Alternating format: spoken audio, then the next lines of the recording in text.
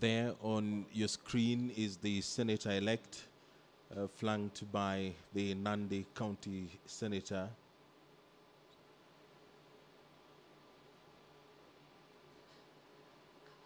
Very well. We'll proceed to take the oath.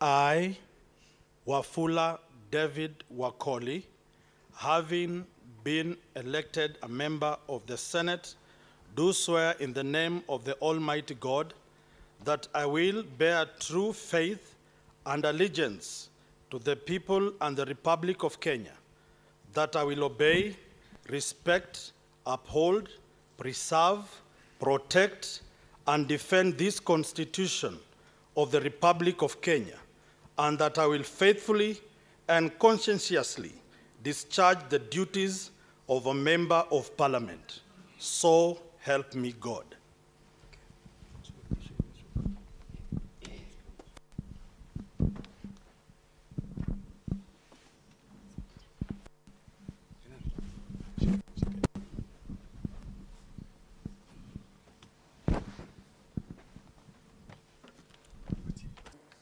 Honorable members, we'll allow few comments in terms of congratulatory messages to the newly sworn-in Senator for Bungoma. Mr. Speaker, first and foremost, it was an honor today to escort our newly elected senator, brand new, 0 mileage from Bungoma, Senator Wafula David of Ford, Kenya.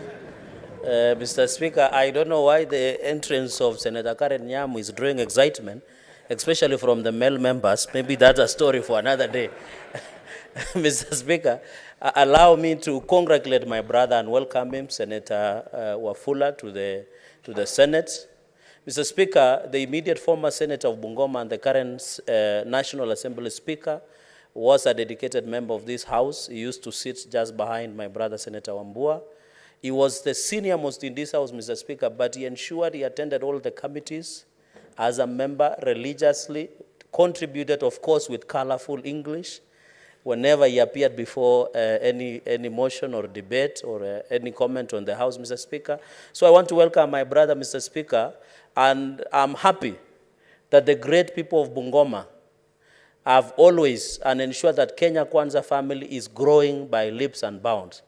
We are happy. I know the minority side had a appetite that this addition would have been on their side, but unfortunately, these young gentlemen were able to flow seasoned politicians, including the former Bumula Member of Parliament and also the chair of, I don't know the name of that party, I think it's a village party, Wafula Munyinyi, somebody like that.